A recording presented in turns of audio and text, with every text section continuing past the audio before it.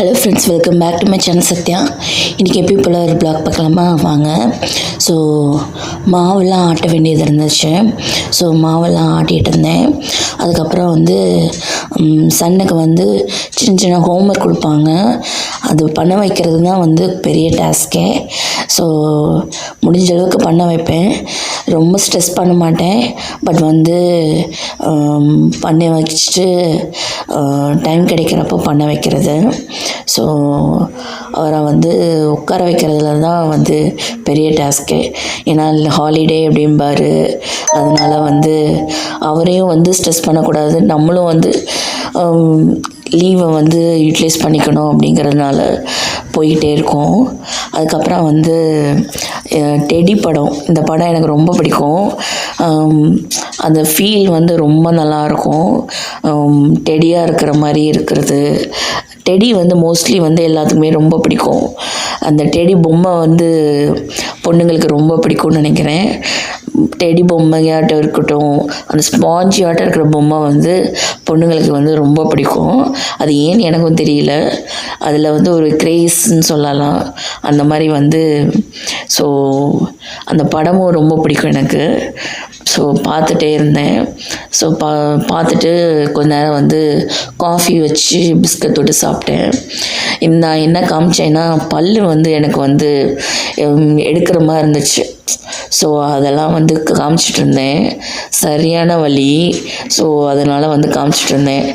அதில் ஜூஸ் குடிக்க சொல்லிட்டு இருந்தாங்க டாக்டர். அந்த இடத்துல ஐஸ் க்யூப் வைக்க சொன்னாங்க. இல்லைனா ஜூஸு அந்த மாதிரி குடிங்க, பல் வலி கொஞ்சம் இதாக இருக்கும் அப்படின்னாங்க. நிறையா ஜில்லுன்னு குடிக்கக்கூடாது. அந்த பெயின் குறையிறதுக்காக பண்ண சொன்னாங்க. அதுக்குன்னு நிறையா குடிக்கக்கூடாது. ஸோ குடிச்சு முடிச்சுட்டு கொஞ்ச நேரம் அதே தான் பார்த்துட்டு இருந்தேன். அதுக்கப்புறம் பார்த்திங்கன்னா கொஞ்சம் ரிலாக்ஸ்டாக இருந்துச்சு. படம் இன்ட்ரெஸ்ட்டாக போச்சா, அதனால் படத்துலேயே கான்சன்ட்ரேட் பண்ணி உட்காந்து பார்த்துட்டு இருந்தேன். அப்புறம் சன்னு இங்கே அவர் பிடிச்சது பார்த்துட்டு இருந்தார். அதுக்கப்புறம் நான் குயிக்காக சமையலுக்கு வந்துட்டேன். ஸோ பார்த்திங்கன்னா பேனில் ஒரு ஸ்பூன் ஆயில் ஊற்றிட்டு ஜீரகம் போட்டு நல்லா வதக்கிட்டு, ஒரே ஒரு பெரிய வெங்காயம், கொஞ்சம் கருவேப்பிலை, அப்புறம் கேரட் துருவி போட்டிருக்கேன், 2 பச்சை மிளகாய், இதை போட்டு நல்லா வதக்கிட்டு, நான் என்ன செய்கிறேன்னே சொல்லி மறந்துட்டேன். தயிர் சாதம் தான் பண்ண போகிறேன். ஸோ சிம்பிளாக பட் ஹெல்த்தியாக, அதனால கேரட்லாம் போட்டிருக்கேன்.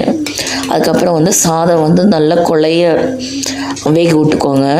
நம்ம கொலைய வேக விட்டுட்டோன்னா மசியவே தேவையில்லை. அதனால் நல்லா கொலையவே வேக விட்டுட்டேன். அதுக்கப்புறம் பார்த்திங்கன்னா எனக்கு இந்த தாளித்த சாதம் ரொம்ப பிடிக்கும், தயிர் சாதம். அதுக்கப்புறம் கொஞ்சோண்டு காய்ச்சின பால் ஊற்றிக்கோங்க. போட்டு நல்லா கிளறிக்கோங்க. கொஞ்சோண்டு உப்பு தேவையான அளவுக்கு போட்டுக்கோங்க. போட்டுட்டு நல்லா கிளறினதுக்கப்புறம் பார்த்திங்கன்னா நம்ம தயிர் ஆட் பண்ணிக்கலாம். தயிர் எவ்வளோ வேணுமோ அவ்வளோ ஆட் பண்ணிக்கோங்க. நம்ம கன்சிஸ்டன்சி பொறுத்து தான். நல்லா குளுன்னு வேணும்னா நிறையா ஆட் பண்ணிக்கலாம். போட்டு நல்லா மிக்ஸ் பண்ணிக்கோங்க. நான் நல்லா குளுன்னு இருக்கிற மாதிரி தான் பண்ணியிருக்கேன். அதனால் தயிரும் பாலும் நிறையாவே ஆட் பண்ணியிருக்கேன். ஸோ நல்லா மிக்ஸ் பண்ணிவிட்டு, இந்த சம்மரில் நம்மளுக்கு கண்டிப்பாக இந்த மாதிரி சாப்பிட்ணுன்னு ஆசையாக இருக்கும். ஸோ அதனால் சாப்பிட்றதுல சாப்பிட்ணுன்னு ஆசையாக இருந்துச்சு. அதுக்கப்புறம் அடிக்கடி சாப்பிட்றது நல்லது. ட்ரை பண்ணி பாருங்கள், கண்டிப்பாக செய்யுங்க அடிக்கடி. ஸோ என்னால் தான் செய்ய முடியல. ஏன்னா ஹஸ்பண்ட் ஆகட்டும், சன் ஆகட்டும், 2 பேருமே தயிர் சாப்பிடவே மடிக்கிறாங்க. ஸோ அடிக்கடி கொடுத்து பழக்கணும். பிடிச்சிருந்தா ஓகே, பிடிக்கலங்கிறப்போ ஃபோர்ஸ் பண்ண முடியல. ஸோ நீங்களும் முடிஞ்ச அளவுக்கு கொடுத்து ட்ரை பண்ணுங்கள். அதுக்கப்புறம் பருப்பு வடை தான் செஞ்சுருந்தேன். ஸோ ஹஸ்பண்ட்க்கு வந்து இந்த பருப்பு வடையும் தயிர் சாதமும் காம்பினேஷன் பிடிக்கும்னு சொல்லியிருந்தாங்க. ஸோ அதனால் வந்து பருப்பு வடையும் பண்ணியிருந்தேன்.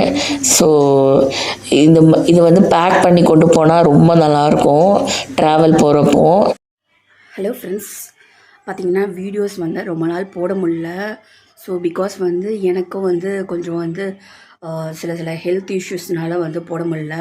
சாரி, கோச்சிக்காதீங்க. So I am very sorry, really sorry. So இப்போ வந்து பார்த்திங்கன்னா நம்மளுக்கு வந்து நடந்துகிட்ருக்க விஷயம் வந்து பிக்கஸ்ட்டு விஷயம் நடந்துகிட்ருக்கிறதுனா வந்து நம்ம சிஎம் பற்றி விஷயந்தான்.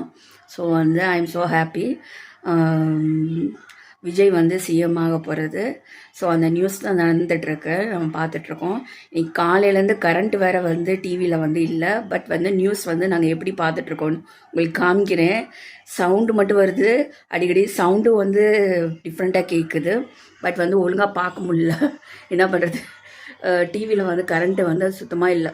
நேற்று ஃபுல்லும் வந்து நல்ல மழை. ஸோ அதனால் வந்து ஒழுங்காக கேட்க முடில.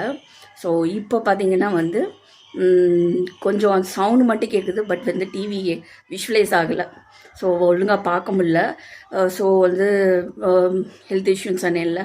ஸோ அதனால் வந்து வெளியில் போயிட்டு ஒரு நரம்பூசி, எனக்கு நரம்பூசின்னா ரொம்ப பயம். பட் வந்து நரம்பூசி போடுற மாதிரி ஆச்சு. ஸோ போட்டுட்டு வந்தாச்சு. ஸோ அங்கே வந்து டிவி ஓடிட்டு இருந்தது, அங்கே தான் பார்த்தோம். ஸோ விஜயை பற்றி சில இன்ஃபர்மேஷன்லாம் அப்போ தான் பார்க்க முடிஞ்சுது. ஸோ எப்படி பார்க்குறோன்னு காமிக்கிறேன் வாங்க.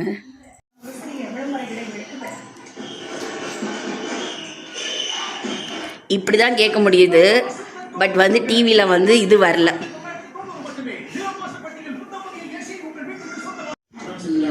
அதுக்கப்புறம் டேபிள் கொண்டு வந்து வச்சுட்டு அதுக்கப்புறம் ஃப்ரீயாக உட்காந்து வேறு மூவி பார்க்க ஆரம்பிச்சிட்டேன்.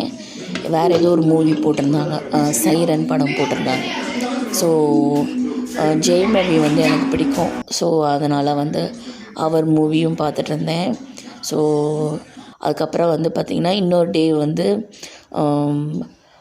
குழம்பு பண்ணுறதுக்காக பார்த்திங்கன்னா ஒரு காமுடி தேங்காய், அப்புறம் சோம்பு, அதுக்கப்புறம் வந்து சின்ன வெங்காயம் ஆட் பண்ணிக்கோங்க, போட்டு பேஸ்ட்டாக அரைச்சி வச்சுக்கோங்க. சுண்டல் வந்து முன்னாடி நாள் நைட்டே ஊற வச்சுருந்தேன். அப்புறம் உருளைக்கிழங்கு, கத்திரிக்காய், முருங்கைக்காய், அப்புறம் ஃபஸ்ட்டு வந்து தாளிச்சிட்டு அதுக்கப்புறம் இதெல்லாம் போட்டு ஆட் பண்ணிவிட்டு தேங்காய் அரைச்சோம்ல அந்த பேஸ்ட்டு அதையும் ஊற்றிட்டு தேவையான அளவுக்கு தண்ணி, நம்ம ஊற வச்ச தண்ணி ஆட் பண்ணிக்கோங்க. அப்புறம் மசால் பொடியெலாம் ஆட் பண்ணி ஒரு 4-5 விசில் வச்சு எடுத்திங்கன்னா சூப்பராக ரெடி ஆயிரும். ட்ரை பண்ணி பாருங்கள்.